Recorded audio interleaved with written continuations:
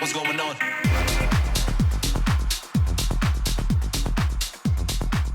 Yes, folks. I hope you are all doing well. This is episode 10 of Zoo's Reviews. I've sat down in my room at this mic and done this 10 times now. Amazing. Cool. So here's to another 10. So yeah, big ups to all of you lot for listening as well. Honestly, I really do appreciate it.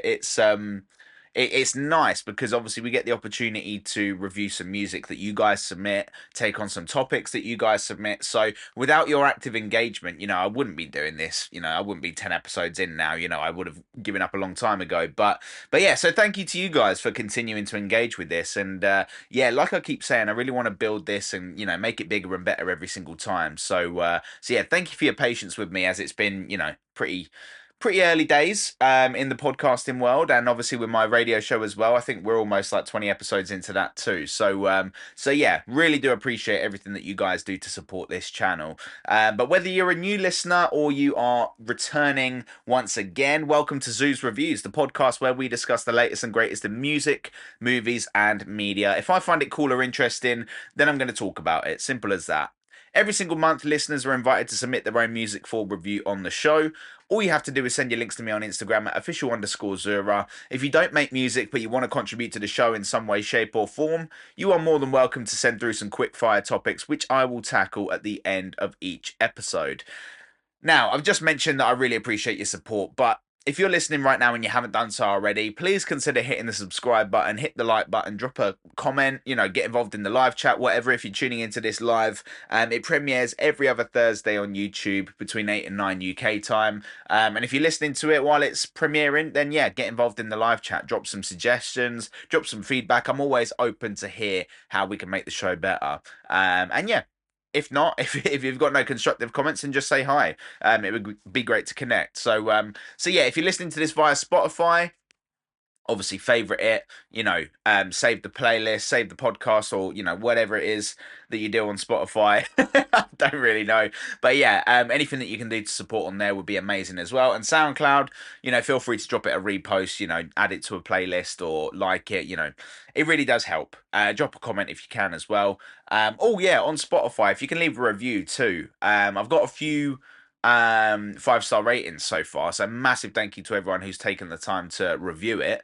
But if you can drop like a rating between 1 and 5 stars, 1 being the worst thing in the world if you absolutely hate this show, 5 being oh my god, let's hear more of that. So yeah, if you could drop that just so I've got more reviews on there, that would be amazing. I'd love to keep the 5 stars, but if you don't believe it deserves 5 stars, then don't give me 5 stars. Be true to yourself. If you think that this is bang average, then give me 3 stars. That lets me know, okay, there's something that I can improve on. But yeah, anyway, that's a bit of housekeeping out the way early doors. So how's life been? Life's been pretty cool. I mean, the weather's been amazing. I was convinced I was going to die at some point last week, so it was so hot in the garden, and I was just sat out the back. I had a nice glass of ice cold water and a cup of coffee, and I was just trying to do a little bit of work outside while the weather was nice. I had Logic open. I was working on music. The sun was beaming down on me. I was like, this is a pretty perfect setting. I can't ask for a better work setting than this, right? But it got to the point where my MacBook just started going a little bit crazy. And then it came up with a warning just saying that it was getting a bit too hot and to put the device inside somewhere cool and somewhere dark. And I was like, okay, that's not good because this is my baby. If this goes kaput, then that's it. I'm out of commission for a while. So I went inside, put my MacBook away. My phone did exactly the same thing as well. My phone came up with a warning saying it was getting too hot. So I just put them in my room. I sat back down, but I was just like, you know what? I really want to get back out in the sun. I was loving that. So I went back outside, sweating profusely. It's getting hotter and hotter and hotter. Now I've got my phone and my laptop inside, so I can't check the temperature, but I believe it was about 30 degrees that day, which I can usually handle, no problem at all. But for whatever reason on this day, I was sweating so much. And I was, really trying to replenish my liquids. I was drinking lots of water. But every time I took a sip of coffee, it's like static beads of sweat on my face would just start running like crazy. I don't know what it was, but I genuinely thought, okay, there's a good chance I'm going to have to go to A&E because I've never seen this much sweat come out of my body. So I thought for a split second that that may have been my last day on Earth, but maybe that's me being dramatic. But honestly, it did feel like, it felt like Satan's asshole, man. It was hot. It was hot. It felt like, actually, you know what the most gangster thing I seen recently? Yeah, I decided I was going to go and listen to some DMX. And because I love DMX, who doesn't love DMX? He is one of the OGs. And I went to listen to his album, and I didn't realize how gangster the name of this album was. I'm gonna have to. Yeah, I don't want to butcher it, but it has been in my head rent free. But I'm gonna double check quickly just so I don't get it wrong. DMX's album with all the hits on, by the way, all of DMX's biggest tunes are on this one album. Here we go. It is called "It's Dark and Hell Is Hot" from 1998. Rough Riders anthem is straight after the intro. I mean, come on. It's dark and hell is hot. Man, that is like the most gangster album I think I've ever heard. Like, that's the coolest album name ever. Like, I aspire to be like DMX in that respect. I want to have a cool album name when it comes to me releasing an album. But my God, RIP, what an absolute gangster, man. But anyway, the weather, it's been amazing. But it's been full steam ahead with wedding stuff recently. So me and the missus have been out. We had a photo shoot recently, which was quite nice, an engagement shoot with our friend Grace, who took some photos for us. Really appreciate that, Grace. It was amazing. Had some fun doing that. Everything related to the wedding is pretty much sorted now. We've literally just got to do the wedding. So we've got to turn up there. So that's on the 18th of August. I absolutely cannot wait. That is going to be a hell of a day. And yeah, just been eating healthy, training a lot. The sunshine, for whatever reason, it has this effect on me where rather than wanting to go out and have beers and stuff, which don't get me wrong, I do have that urge sometimes as well. It makes me want to go out and get a watermelon. It makes me want to go out and do some stretching in the garden and stuff like that. I don't know why, but it just makes me want to kind of double down on being a healthy dude. And I've been trying my best to do that recently. So hopefully, I get a six pack at some point. So I've got something to show for all the effort I'm putting in. But anyway, life has been life in. Honestly, I've been absolutely gassed with how cool this summer's been so far, and it's only going to get better. I'm going to get married. I'm going to do a little mini moon. I've got loads of cool things to look forward to, and yeah, this is just the start, really. So yeah, summer is summering, life is life in, and I hope it's doing the same for you guys as well, because honestly, 2025 has been killing it so far.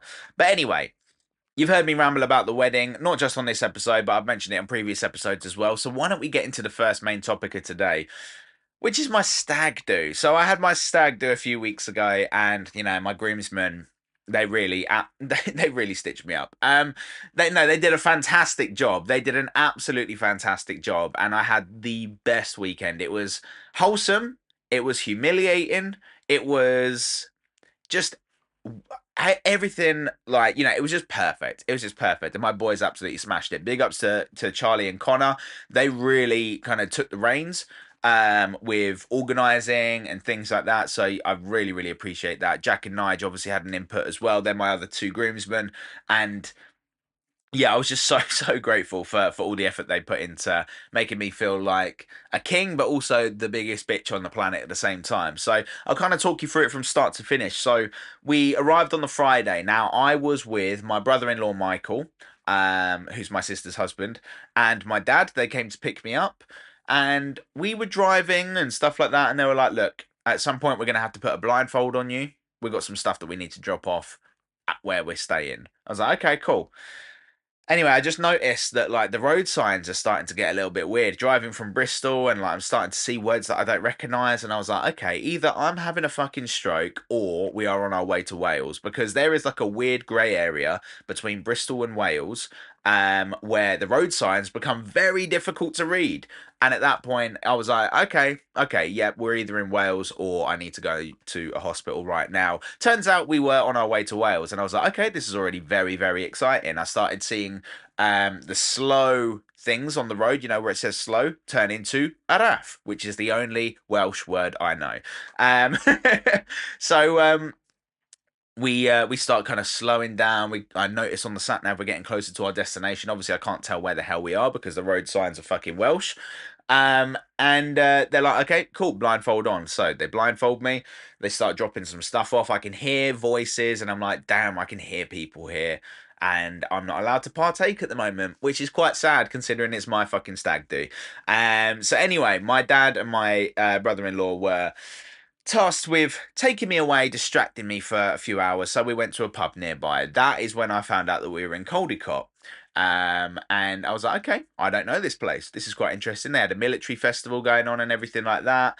And yeah, we went to the pub, had a few pints, and yeah, we drank too much at that point already, to be fair. I think we had 4 pints while we were there, and then I had to go back to the start of the stag do effectively. But yeah, we were slowly joined by my soon-to-be brother and father-in-law, Jacob and Tony Graham. So it was really nice to spend some time with them, have a little bit of a laugh, shoot the shit, do some boy stuff, and then we went to the gaff. And then when we got to the gaff, it was a fucking medieval castle. It was unbelievable. I couldn't believe my eyes. So yeah, turned up again. I'm blindfolded. They're walking me out of the car. They're walking me upstairs into the castle, which I don't know is a castle at this point. But every step I take up these stairs, like because I can't see where I'm going, I'm actively shitting myself. I don't know where the stairs stop. I don't know where they start. I'm just kind of in this weird limbo space, and I'm equally excited and terrified. Anyway, I can hear people laughing at me. I can hear people like kind of taking the piss out of me and stuff. I'm like, okay, cool. This is the start. Here we go. Blindfold comes off. All my nearest and dearest are there, and I just go for the biggest group hug. Start jumping around like we've won the World Cup, and it was just super wholesome, super wholesome. Of course, at that point, you have to crack another beer open. So we're all getting to play catch up with each other and stuff like that. Seeing how each other are. We're just messing about, having a few drinks and stuff. And the Friday was supposed to be just a sensible night where the people that hadn't met each other before get a chance to kind of mingle, get a bit of chemistry going and stuff like that, so that everyone was well versed with each other the following day. Ended up staying up till like 2 a.m. or something, just shooting the shit, like having a good time, having a laugh. And yeah, so that ended up being a little bit, less well behaved than I thought it was going to be. But it is what it is. It's always going to happen. It's a stag do. Then early doors Saturday morning.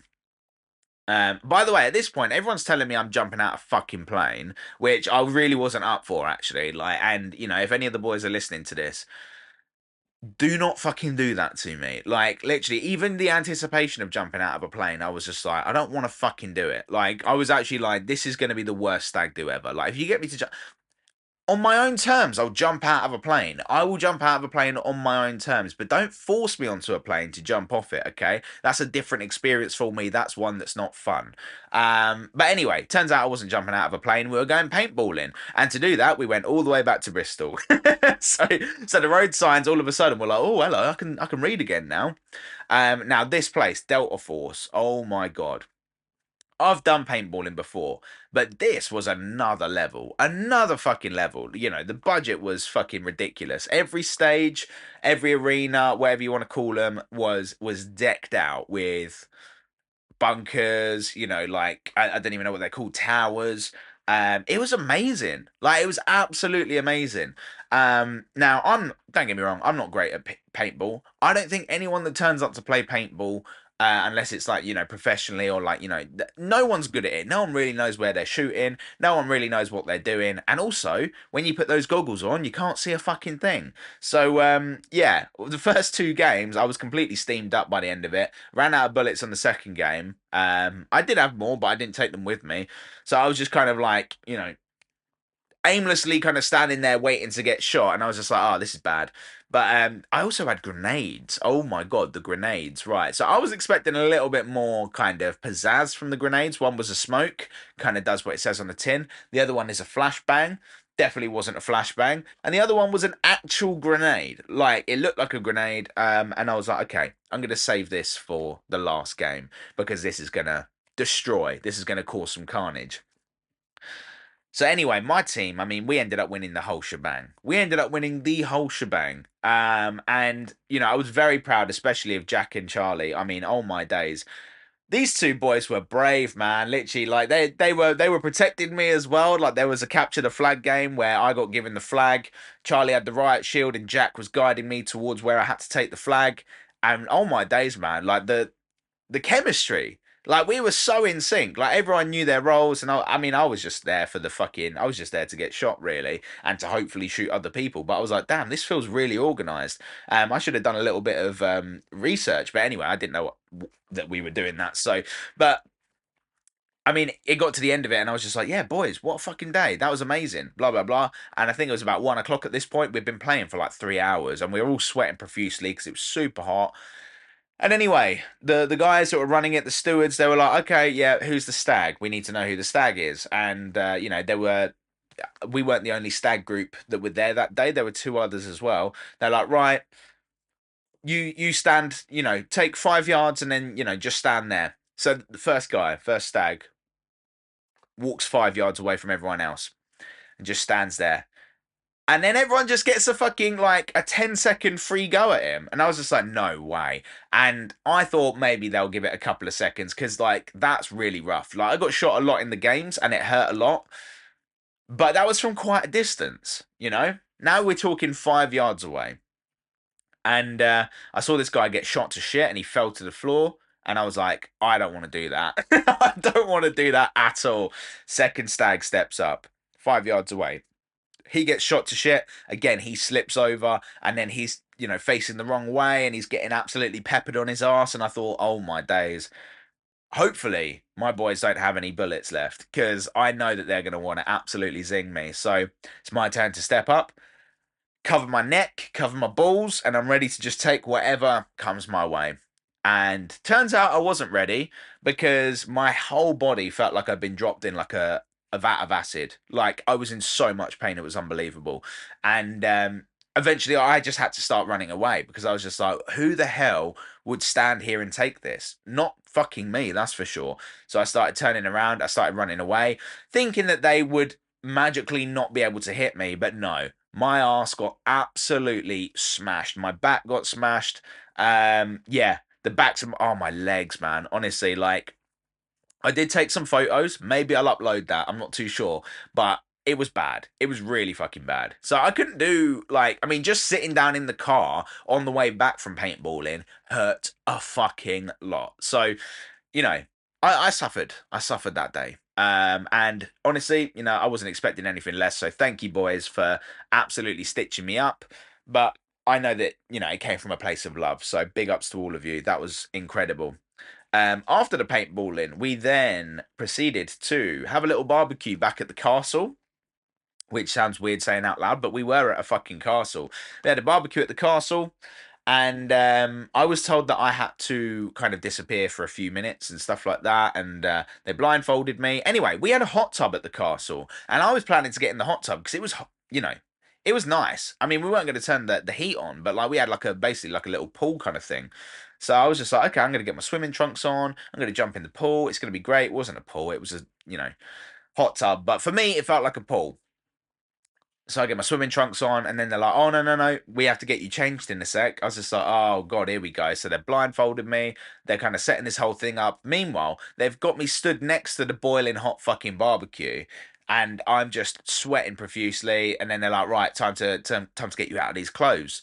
Like fucking Pedo Kennedy or whatever his name is from the Inbetweeners. And what is it?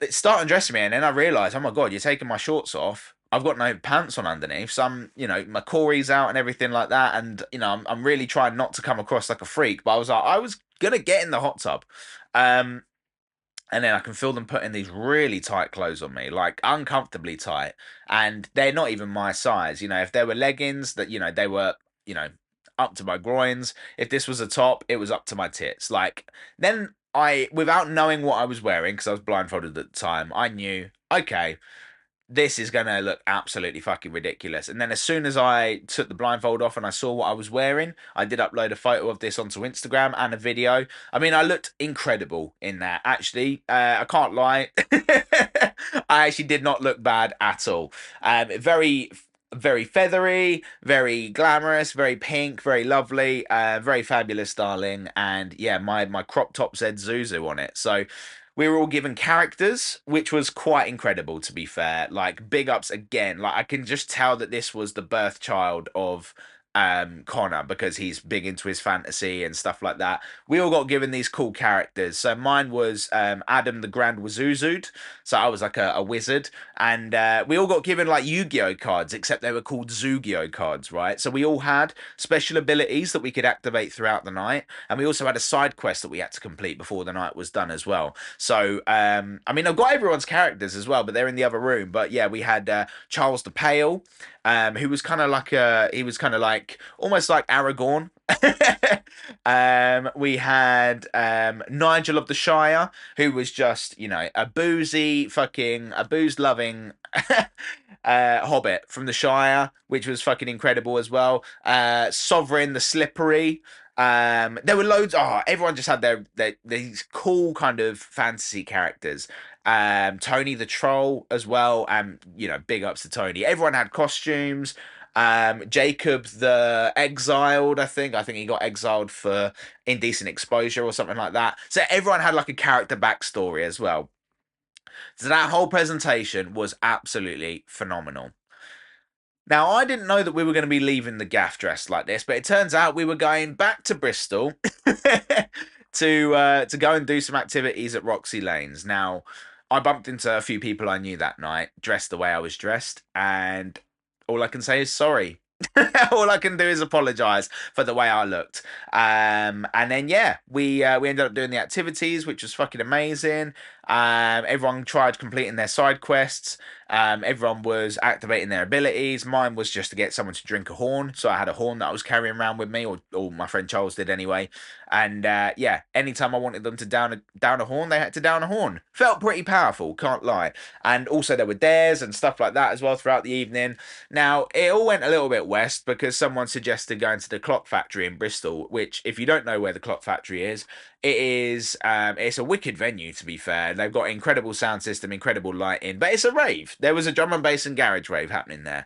Now I'm there with the father-in-law, the soon-to-be brother-in-law, my own dad, and you know, I was just like, I don't really know if everyone's keen for this, and you know, it was a suggestion made to me, and I was like, fuck it. I'm the stag. I get the final say. Let's go and have a little rave, and that's what we ended up doing. We ended up staying out till like 3 a.m. Came back, played a few games, and yeah, that was all she wrote. Next day, everyone woke up feeling absolutely terrible. I didn't want to speak to anyone, and yeah, no, it was just the best weekend ever. Best weekend ever.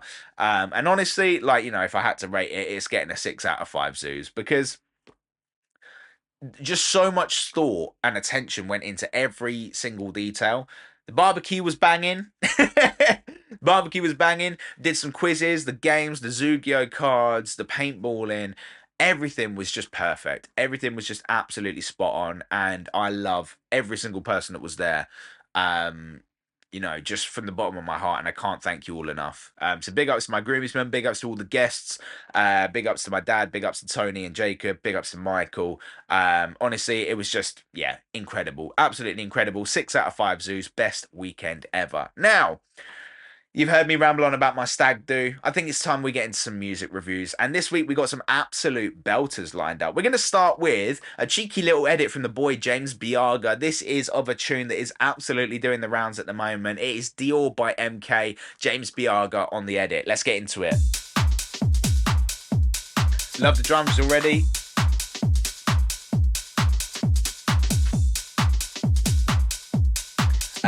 I haven't actually heard this version yet. It's giving me garagey vibes, which could be quite interesting. I've only ever heard house music, deep house, from James Biaga. So if this is garagey, then we are quids in, boys and girls. Yeah, nice. Okay. Bit of respace action. Now, I'm not saying that respace is exclusive to garage. You know, it's in a lot of deep house, but I think we're getting some garage here.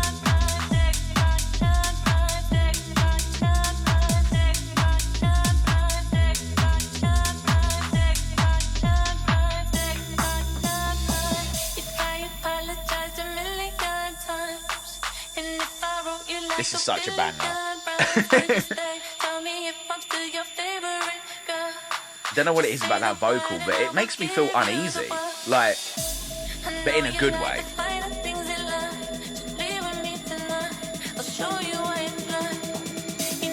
Okay, let's hear this drop. Let's see where it goes.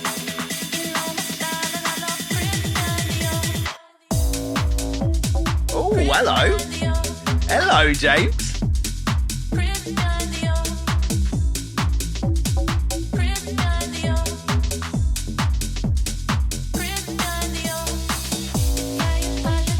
Yeah, man, I'm loving this, by the way. This is a lot grittier than I thought it was going to be.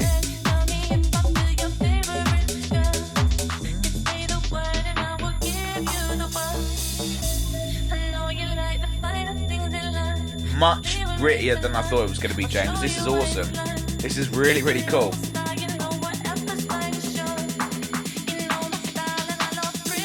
going to start bringing it down just because I'm conscious of time.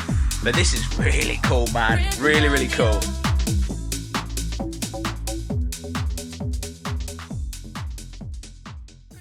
Well, James Biaga on the edit there for Dior by MK. And what a pleasant surprise that was, mate. Tempo, a lot quicker than I was expecting it to be. Garagey kind of drums, you know, a bit of respace action in there. Lots of donks. I love a donk, mate. Any excuse to put a donk on it, I'll put a donk on it. Look. That's just the way life is for me. But yeah, this is really, really cool, man. Really, really cool. I can see this doing the business on the dance floor for sure. I don't really have anything negative to say about it. Like, you know, I haven't really got any constructive comments or it's just a solid track. I think if I had to really nitpick, sound selection on the drums for me would be where this could be improved. But that's like really nitpicking because the drums you got in there work, but I'm super conscious of like certain drums like fitting with each other and stuff like that. Like I listen to My New Lang, right? When I listen to My New Lang and I hear their drums, every single bit of percussion, every single like drum sample they've got going on there, it all sounds like it belongs on the same digital drum kit, if that makes sense.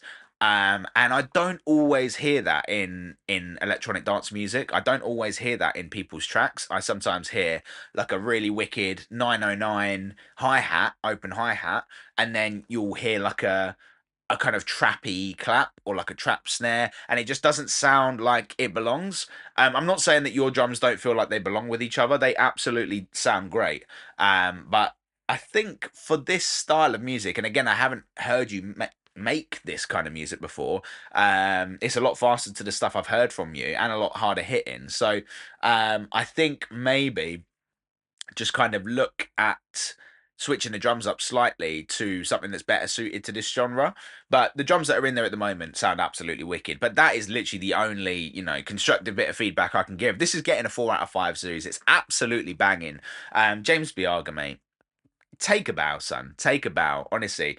Always a pleasure to review your music, mate. You're absolutely killing it.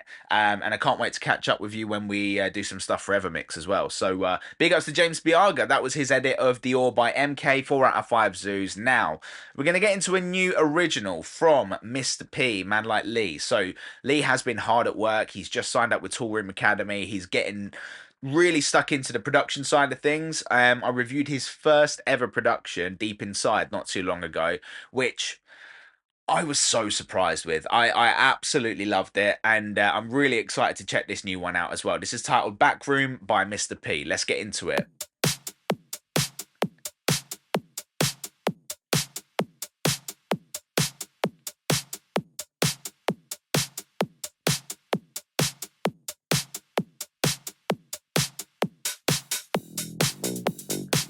Extended mix intro, always serving up that goodness.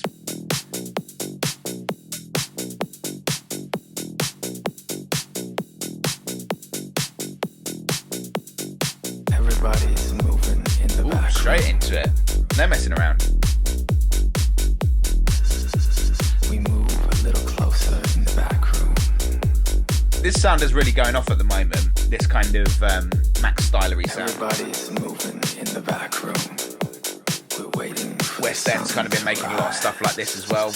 We move a little closer in the back room, feeling deeper because we know it's our time. Okay, this is pretty cool.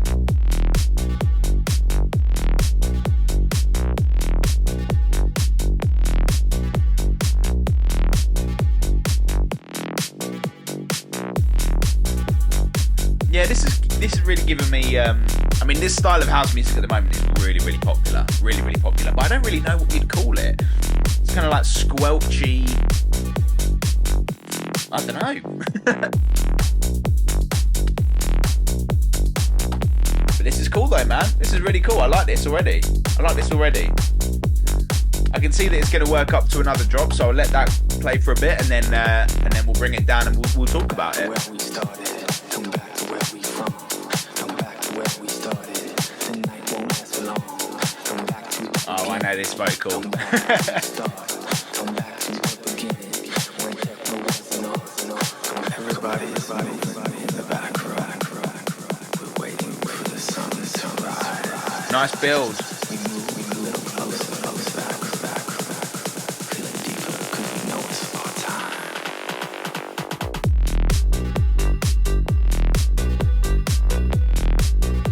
Cool. Nice bit of variation on that final drop as well. You know, you're adding some extra stabs, extra bits and bobs.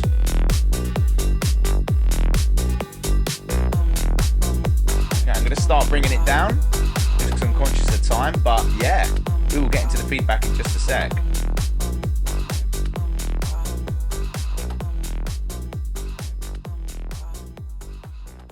So, Mr. P with Back Room. I believe that is lined up for release as well. So you may be able to pre-save that and give the dude some support ahead of that coming out. But yeah, cool work, man. I really like it. Now, similar to the first thing that initially came to my head, like to feedback-wise, was exactly what I just said to James Biaga. Sound selection with the drums. I'm not 100% convinced that these drums sound like they belong together. They definitely sound like they belong to this genre, this style of house music, but that snare is really like not doing it for me. And I don't know whether it's just the way that it's balanced alongside like the kicks and stuff like that. Maybe it's just kind of causing a little bit of clutter, but yeah, I think listen to some of the stuff that West End has been putting out. Listen to some of the stuff that Max Style has been putting out. Just trying to think of Nervous Records. They've been releasing a lot of this kind of sound recently. You know, New York house music legends. They've really kind of pivoted and started moving towards this sound.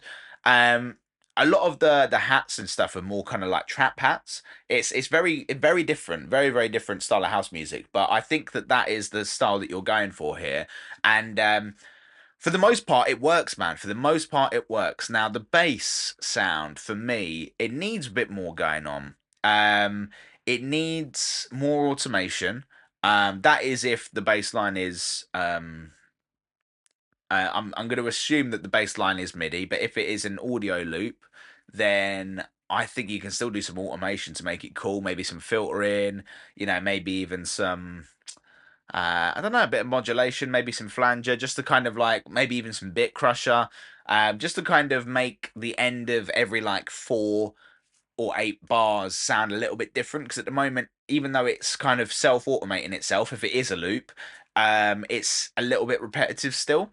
And really what kind of makes this style of house music stand out and what makes it unique and cool and interesting to listen to is the wacky kind of differences that happen in the bass line and the drums and stuff like that. And at the moment, it's a little bit simple. It's a little bit just kind of drony. It's, you know, not really making too many changes throughout.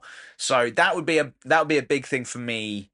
A big thing for you to kind of take into consideration for future productions from me is just switch it up a little bit. Like it's what I loved about Deep Inside was that style of house music really lends itself to the rolliness, like the kind of the continuous, the bass line, the drums kind of just keeping the rhythm going and stuff like that. It really worked. That's a very different style of house music to this. This needs a lot more going on. And I don't mean in terms of like the elements and stuff. You've got everything you need in the track. It's just automation, randomness, breaks, fills, stuff like that to really kind of pad the production out. That's what it's lacking at the moment. But I think that you're onto a winner with this one. I think that it's a really good time to release something like this because this style of house music is really hot. If you want to improve it in future, I would work on sound selection in the drums. I would maybe even kind of throw yourself into the world of sound design so that you can make this bass sound a bit more unique. And just because at the moment this is a bass sound that everyone is using, and to make you stand out from the rest of the pack, you might want to consider sound design and really kind of finding your own sound within that. And also just variation, automation. Yeah, just really make the elements that you've already got in there shine a little bit more with some ear candy.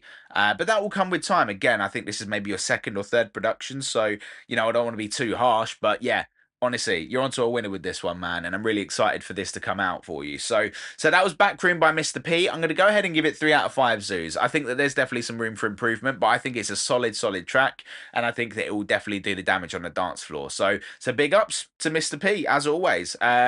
Finally, we are going to move into something new, something heavy, something big and bad from Construkt. So he is a Devonshire-based... Devon?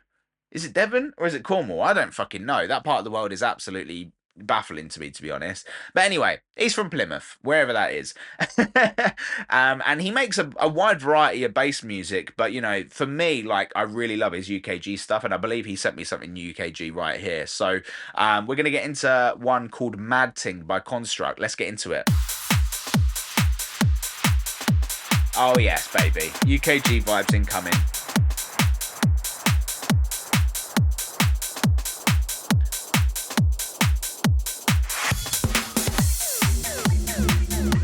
Now, what I will say, straight out the gate, is that the sample selection on the drums on this sounds exactly how it should. These drums all sound like they belong together.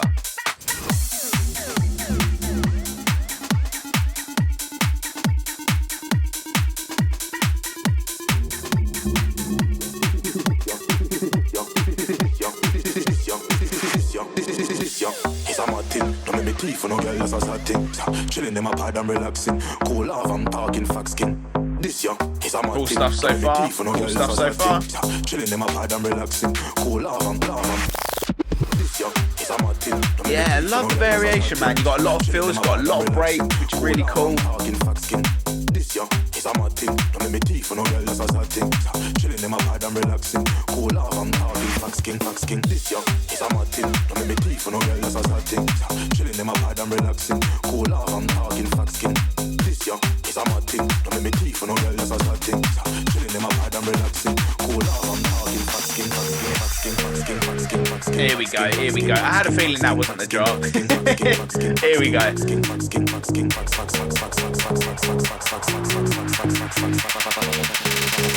It's fucking Construkt. Oh, there we go. There it is.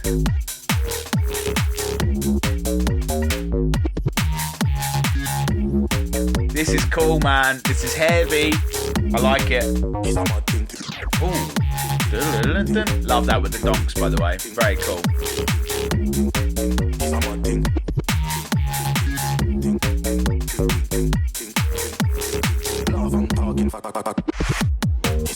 This is very cool, man. This is very, very cool. I like it.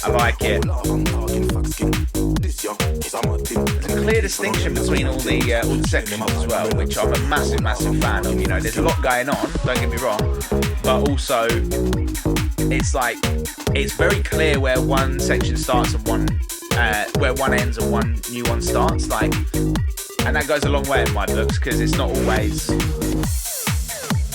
as simple as that. Anyway, I think we're coming to the outro here, so I'm going to start fading it out, but this is awesome, man. This is really, really cool. Now, just while it's fading out, actually, yeah, I just want to get back into sample selection. This is a great example of sound selection, especially in the drums, and how it works so well. Now, I've got to admit, there's like an almond break or some kind of drum break in there that doesn't really work for me in context of the other drums. But But I think that you can get away with it. I think that you can totally get away with it because it's a nice break, and obviously you got spin backs and stuff like that. Like, you know, you got vinyl scratches. So those details are super, super important to keep in there because it kind of takes the listener out of that kind of monotonous kind of like fall to the floor stuff, and then it's like, oh, here's a drum break, here's an arm, and here's a spin back, and those details are so important, especially in this genre. And I think that you absolutely nail it, dude. So big ups, Mad Ting by Construct, by the way, really, really cool stuff. Now, one critique which I'm going to give to you, and I've heard this on a couple of tracks of yours, which actually this track does a lot better than some of the other ones that I've heard. It takes a long time to get into it. It takes a long time to get to that first drop. Now, like I said though, this is done way more tastefully than some of the other tracks that you sent in, like the Lizzo About Damn Time bootleg that you sent for my first episode. That took so long to get going. This one doesn't take as long, and actually the length of the intro, it still serves a purpose. You know, there's a reason why it takes so long, and like I said before, there's a clear distinction between sections. So when one section ends and the next one begins, there's a purpose behind those transitions, and that, yeah, that goes a long way for me. That really does go a long way for me. And sound design was cool. Lots of really cool donks in there, bit of Reese action, like those kind of growly basses as well. Um, yeah, I can't really fault it, mate. I can't really fault it. I thought this was really, really good. The only thing for me is I think that it still takes a little while to get going. And you know, whenever you play this out live and stuff like that, I think it will work in the context of a live environment because people are there to have a shimmy on. The only thing is I think that sometimes um people might think that that kind of dun dun dun dun, like before you actually get into the main drop, is the drop, and you don't want to lose people. So maybe when it comes to like putting together like a radio edit or something, you can just start from there, and you know, obviously it will be a lot shorter time to get into the drop. But yeah, again, that's really my only critique. Everything else sounds really good, man. The sound design, the sound selection with the drums and stuff like that, all the cool and interesting feels you've got going on with the aim and break, the spin backs, the vinyl scratches and stuff. Really cool, really, really well done, mate. This is going to get 4 out of 5 zoos. And honestly, dude, whenever I play like UKG stuff, like this is definitely the kind of thing that I would play. So yeah, really, really appreciate you sending that in, dude. That was Mad Ting by Construct, 4 out of 5 zoos. Big ups to everyone who sent music in, by the way. If you want to send music in for review on the show, hit me up on the socials at official_Zurra. We tend to review 3 tracks per week. What I'm planning to do in a future episode is actually spend a bit of time going through 3 unreleased demos of mine so that we can listen to that, and then I'd love to get your feedback as well. So that would be a really cool chance to interact in the live chat, and I'd love to get your thoughts on some of the demos that I've been sitting on for a while that I'm not sure what to do with and stuff like that. It's only fair. You've shared so much with me, it's about time I share something with you. So we'll do that on a future episode. Not sure if it'll be the next one, but definitely in the next couple for sure. But anyway, we'll move on. So the music review section is done. Now I'm just going to talk to you about the future of my release slate for 2025. So obviously I'm getting married next month. We are halfway through July. There is no music coming in July. I had No Rules, which came out at the end of June. So I felt like this is at least my understanding of, you know, where I'm coming from here. It might not make sense to anyone else, but it makes sense to me. It didn't make sense for me to release any music in July just because No Rules came out so late in June. I wanted to give that time to breathe, and you know, that's been getting a lot of love on Kiss FM, BBC Introducing and stuff like that, and the streaming numbers are looking good as well. And I'm really, really pleased with how much DJ support has been picking up as well. Like, really, really pleased. So I wanted that to have time to breathe. I didn't want to force something out before the wedding. So yeah, I didn't think it was a good idea to release anything in July. In August, I don't want to think about releasing music in August because, you know, there are more important things going on in my life than having to release music. Obviously, I'm getting married. I've got a little mini moon to look forward to after the wedding. Even before the wedding, you know, I've got some, you know, family commitments, and even after the wedding, I've got family commitments as well. So for me, it didn't make sense to release any music in July or August. So sorry if you are looking forward to new music in either of those 2 months. We won't be back until September. Now, what I can promise you is that when we come back in September, that's going to be an absolute whopper of a release. That's going to be an absolute whopper. And October is going to be just as heavy. So it will be worth the wait. And I appreciate your patience while we kind of do some live stuff between now and then. Some important live stuff. But yeah, I just wanted to kind of set the expectation with you guys just so that you didn't think that there was new music round the corner. Unfortunately, we're going to have to wait a little bit. September is actually really not that far away. But yeah, September, I promise you, is going to be an absolute whopper. October will be absolutely huge as well. And then we will wrap up with a big release in November as well. I don't tend to release anything in December because it's a bit of a dead month for the industry. All the kind of editorial playlists and stuff go into hibernation and stuff like that. So there's actually no point releasing music in December. But you will get something in September, October, and November. And then moving into 2026, I have a shitload of cool stuff, which I cannot wait to share with you. And these are proper weapons as well. proper weapons. But yeah, thank you to everyone who's supporting No Rules, by the way. I really do appreciate that. Keep up the love. It really does mean the world. And yeah, just know that when September comes and we're back with new music, it's going to knock your fucking head off. Trust me. It's going to knock your head off. So yeah, very excited for you guys to hear that. But anyway, let's move into a review of Superman. Oh my God. So before we get into the listener topics, obviously, usually I do a review of like a film or a TV show that I've been watching recently, and I was actually planning to speak about Squid Game Season 3, which I will get into in the next episode, but while it's fresh in my brain, I need to talk to you about Superman. Whew, right. So this was probably my most anticipated film of the year. Now, Marvel have done bangers. They've been doing bangers recently. Deadpool and Wolverine, Thunderbolts. And DC's been quiet, like off the back of Aquaman 2, I think was the last DC film. We obviously had The Flash, which I loved The Flash, but not everyone did. Blue Beetle, Shazam 2, Fury of the Gods. This was kind of the end of the Snyderverse, the DC extended universe, which was kind of set up with Man of Steel in 2013, which again was another Superman film, which I love, by the way. Henry Cavill is perfect as Superman. Perfect as that version of Superman in that world, in that universe, right? And I never thought anything would be able to top him as Superman.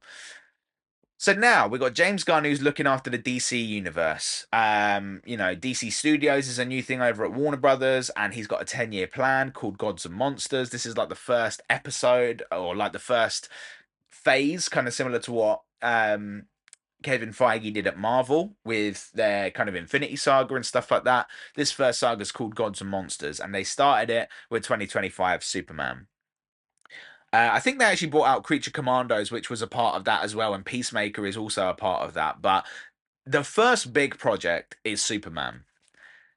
Oh my fucking God. Like, this completely exceeded expectations. Like, I knew this had to be a big win. This absolutely had to be a big win. However, I still had doubts. I still had something in the back of my head where I was just like, DC, I just don't know if people resonate with the characters. People resonate with Marvel characters because it's a bit more grounded, it's a bit more believable, and you can kind of understand. Like, for example, Spider-Man. Everyone can relate to Spider-Man. Everyone's been a kid who's tried to balance, like, who's had to try and do a bit of a balancing act with their lives. Obviously they've got responsibilities. They're trying to kind of navigate growing up with, obviously, like, love interests in school. They're trying to navigate like a romantic life. They're trying to navigate like school life and also think about the future and, what their purpose is. And like, that age is so confusing, and like, you kind of live that through Spider-Man stories in a lot of his films and the comics especially. So it's very relatable. There's nothing relatable about an alien coming from another planet, landing on Earth, and because of his physiology, he gets superpowers based on the color of our sun, and he's stronger because of the weaker gravitational pull. Like, you know what I'm saying? Like, it's fucking ridiculous. Like, even saying it out loud, no one can relate to that. However, Superman, I don't know how James Gunn's done it, but he's emphasized, and I saw this online, so I'm not going to say that this is my quote, but James Gunn has emphasized the man more than the super, whereas Zack Snyder emphasized the super more than the man. And that couldn't be more accurate. This is a very relatable Superman. it's the most human version of Superman I've ever seen. The way that David Cornsweet plays Clark Kent is just so spot on, and there's a clear difference between the two as well. Obviously, going back to the Christopher Reeve movies, it's a bit silly and it's a bit cheesy, but the character of Superman is silly and cheesy. Like, you're talking about a guy who just puts a pair of glasses on and combs his hair backwards and kind of like changes his posture slightly to blend in with everyone else. And then what? All of a sudden, people don't know he's Superman. It's fucking ridiculous, but it's so embedded into the lore of the character that you can't not like be on board with it. I think it was the second Superman movie back in the 70s or the 80s or whenever the second one came out, where Lois Lane all of a sudden draws a pair of glasses on a picture of Superman and she's like, oh my God, Clark Kent is Superman. And then she shoots him with a blank, and then he's like, his posture changes, his body language changes, and he's not phased by that bullet and stuff. And then she's like, okay, he's Superman. That's so fucking dumb, but that is such an important part of the character and what makes him work. So David Cornsweet took all the charm of Christopher Reeves' Superman and Clark Kent and just doubled down on it. Like, there's such a clear distinction between the two characters, how he portrays himself in the media, when he's Superman and stuff like that, he is just like a beacon of hope, and I love that. I don't want to see like Henry Cavill Superman in this universe, in this DC universe, because it wouldn't work. Similar to the way I wouldn't want to see David Cornsweet Superman in the Man of Steel universe. It wouldn't work. They're perfect for their own universes. I think that Zack Snyder did a great job of making Superman literally like a god in Man of Steel and that in those DC films, but James Gunn has done a perfect job of making David Cornsweet Superman like a superhero, like, but just like an emphasis on the fact that like he finds his greatest strength to be how human he is. And I love that. Like, that is the opposite end of the spectrum to what Henry Cavill did. Both versions incredible, but this is so refreshing. I've just smacked my mic because I got too excited. Sorry if that comes through. But it's so refreshing, and it's the version of Superman that we need today. Now, there's a conflict in the film. I won't get too much into it, which is 1000%. 1000%, direct commentary on what's happening in Gaza right now, which, a lot of people will kind of, scoff at or think, oh, this is a bit too on the nose. But again, super, super important that you take that for what it is. There's a lot of cool stuff. Nicholas Hoult as Lex Luthor is fucking incredible. I think I hated him so much in the film. And if a villain can make me hate them, like, they've done a good job, quite frankly. I just hated the dude. I thought, oh, you're the worst human being ever. And I don't feel like there's any ceiling to what you would do to get rid of Superman. Like, you're just a jealous little bitch boy hater. And I just I couldn't stand him any less. I just fucking hated him. The Justice Gang, Green Lantern, Nathan Fillion playing Guy Gardner was fucking perfect. Mr. Terrific, I'm now a fan. I didn't know anything about that character before this film, but he's the fucking best. Felt like Hawk Girl didn't get a lot to do, but the things she did do were pretty comic accurate. She was screaming, she was flying, she was hitting people with a mace. What more do you want Hawk Girl to do?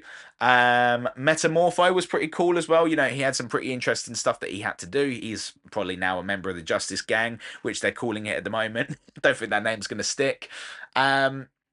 Crypto the Super Dog, that was actually the point where I started getting a bit worried. Not in the film, but in the promo and stuff. I thought, this is getting a bit ridiculous now. Like, Crypto the Super Dog, how the hell are they going to do that? But they smashed it. Star of the show. Lois Lane killed it. Jimmy Olsen killed it. All the main Superman characters absolutely killed it. Just so you know, there's no mention of any other, there's no mention of Batman or anything like that. I think Batman is going to have a very different tone in this universe. And I think James Gunn has actually said that, look, every film in this universe is going to feel completely different. So this is very hopeful, very happy, very kind of wholesome in a lot of ways. They do some really, really interesting things with the origin story, with the character that I wasn't expecting, and it's going to maybe piss a lot of people off, but I thought that works for me. Like, if, in the context of this universe where we don't get the origin story, because everyone knows the origin story of Superman by now, it just throws you straight into the action, which I really appreciated as well. But yeah, just so good, just so good. There's one scene. I'll wrap it up with this. There is one scene which, you know, there's been clips of this in the trailer, and I think they released a bit of a clip of it online where Lois Lane is like, you know, Lois Lane and Clark, they're having a conversation, and Clark is interviewing himself as Superman a lot for the Daily Planet. And she's just like, you know, you're doing all these interviews for yourself. Why don't you let me interview you? And he's just like, yeah, sure. Why not? They sit down for an interview, and, you know, he's kind of like, you know, high pitched voice, you know, he's all giddy and stuff. He's Clark Kent. And then as soon as they go on the record, and she's like, okay, I'm here with Superman. And he kind of leans in, his posture changes, his face changes, his voice goes really deep. I was just like, fuck, that is exactly what I want to see from Superman. That kind of, that switch from Clark to Superman, it's like such a small detail and not even a big deal in the context of the film. But like when you see that play out in full and you see him switch from Clark to Superman, from Clark to Superman, it's so perfect. So perfect. David Cornsweet is Superman. He nailed it. And this film for me gets a 4.5 out of 5 zoos. So almost perfect.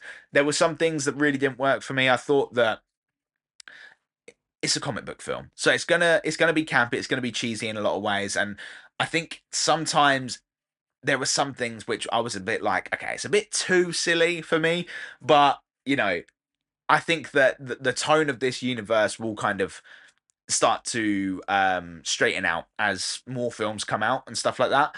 So it might be a bit bombastic and ridiculous at the moment, and a lot of it worked for me, but some bits I was just like, oh come on, like that's just fucking stupid.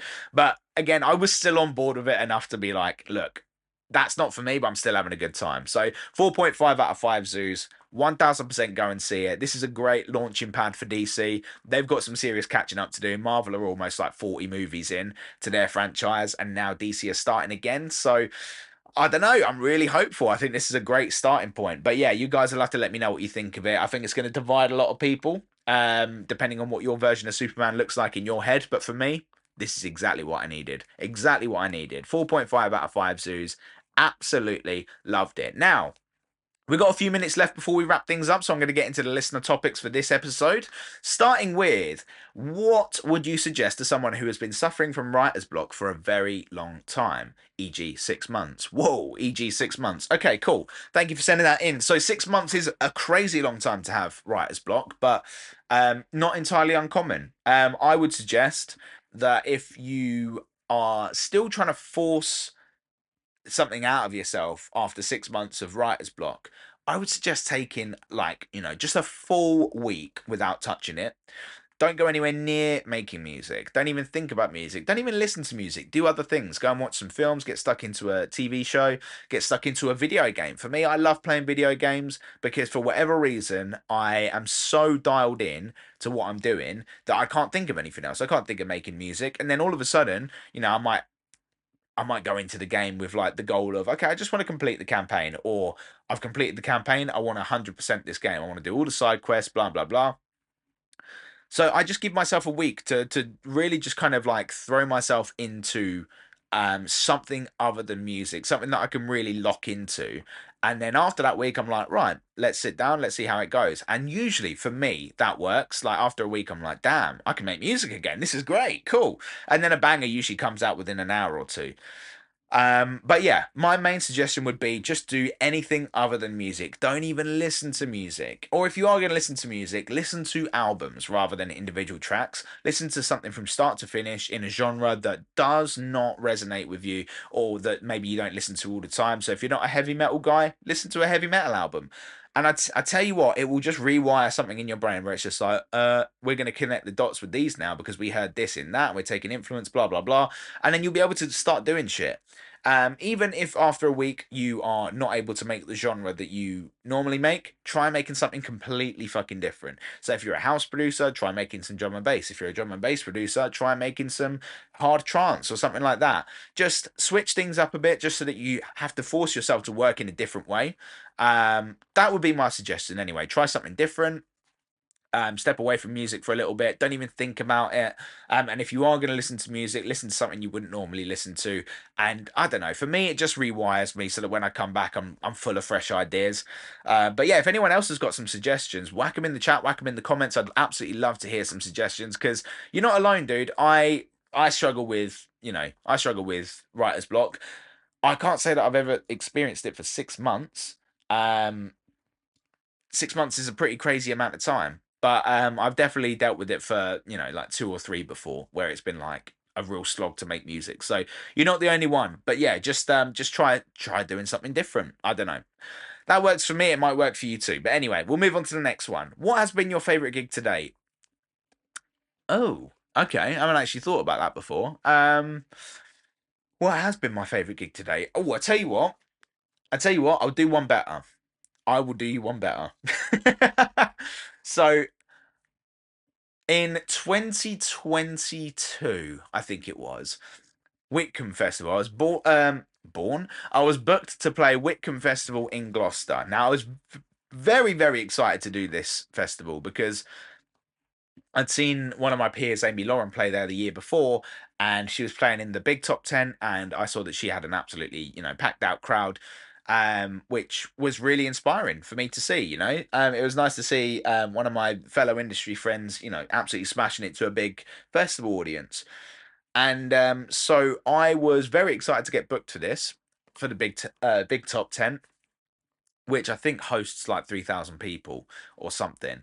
Um, and I was very much like, okay, cool, this is going to be great, blah blah blah. I turn up, and the DJ before me, this is in 2022, the DJ before me is a bit like Charlie Sloth, a bit like Timbaland, very effects heavy, loves a loves a, what's it called, is it a dub horn or whatever it's called, foghorn, just like all the effects you can think of. He's got a sampler out there, he's playing on a controller, and I was like, oh my god, this is abysmal. Anyway, I went out there, and the big top tent before he started had maybe a couple of hundred people in there. After, no one, literally zero people. And I walk out, and it's my turn to play, and it's just me. It's just my Mrs. Jess, who is getting videos, and it is one security man.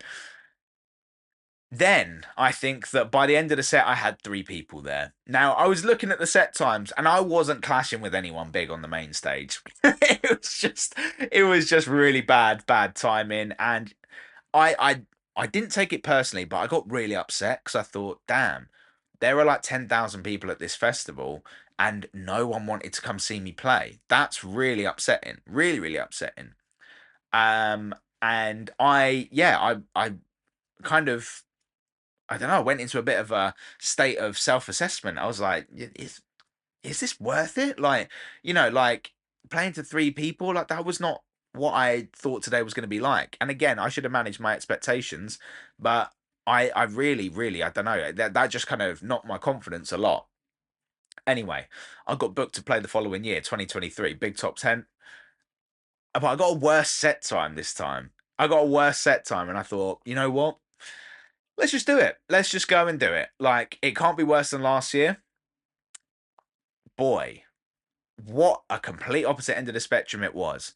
That tent was absolutely packed. And I've posted some videos, and it was like there were people still trying to get in, um, even though the thing was rammed. It was absolutely packed. 3,000 plus people coming to see me play. And I played for an hour, and I believe I played one of my best sets to date. A lot of cool edits, a lot of my own tunes, a lot of sing-alongs for people to kind of get on board with. And I just had the best time. And after that, I was just like, you know what?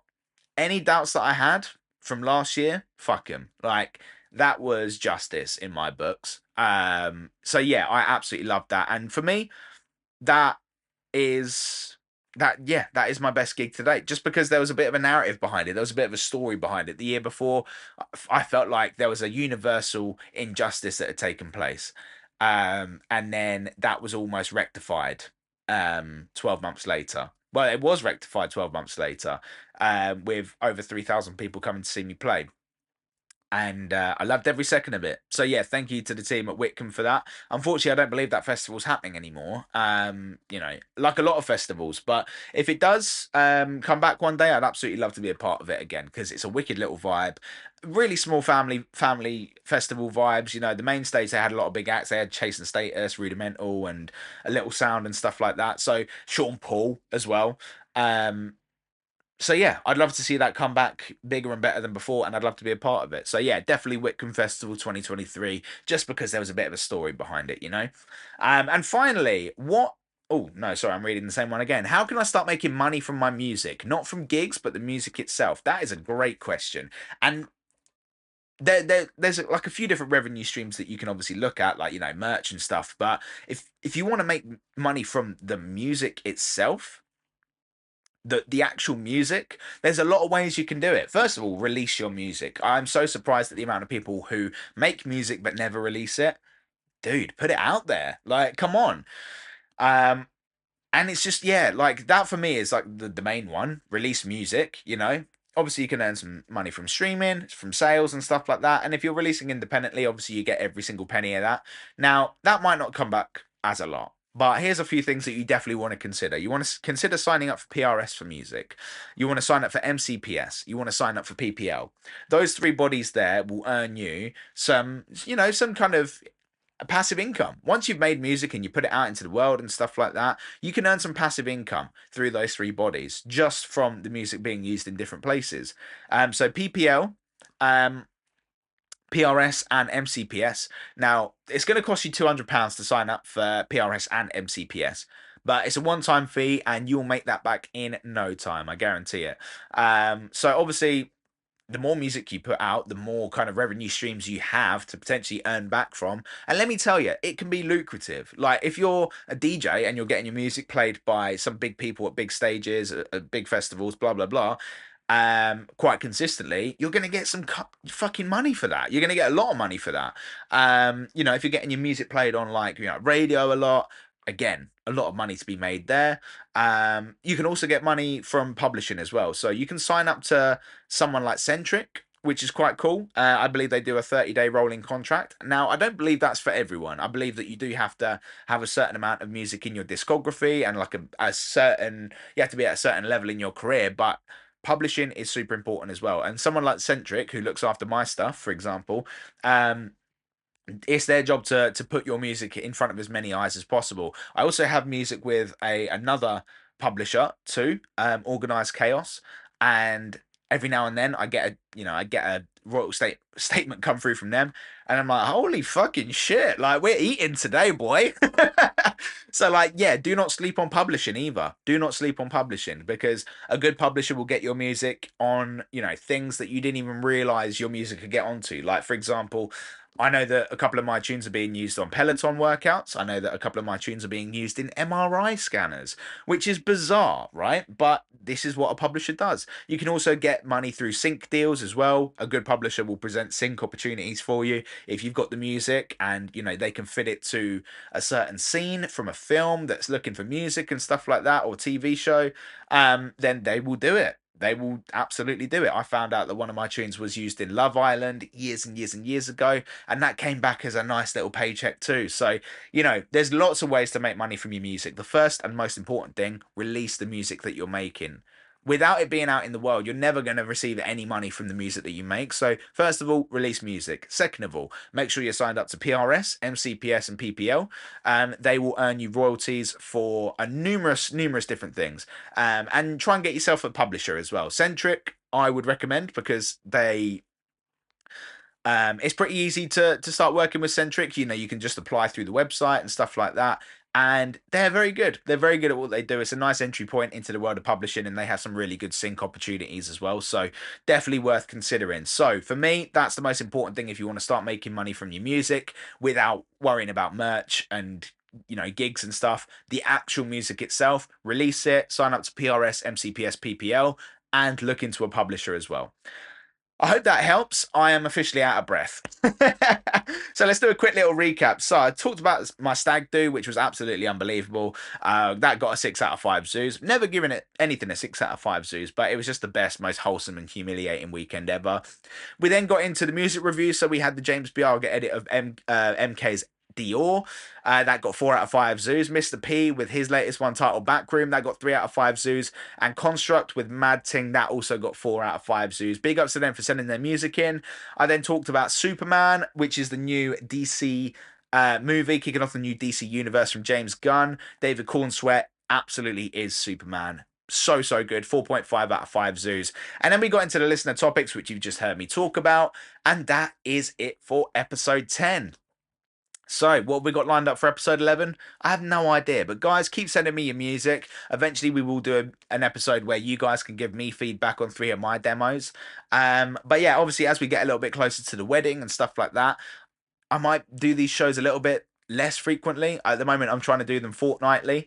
So that might go down to monthly, just as I kind of, kick into fifth gear with everything to do with the wedding and stuff like that, and then yeah, we'll return to the kind of fortnightly frequency after that. But yeah, thank you so much for tuning in as always. I really do appreciate you taking the time to check out the ramblings of a madman, and obviously sending the topics and the music in as well. Without that, this show doesn't exist. So keep doing that, and I will continue to deliver. Hopefully. Anyway, love you all loads, and I will speak to you soon. Take care.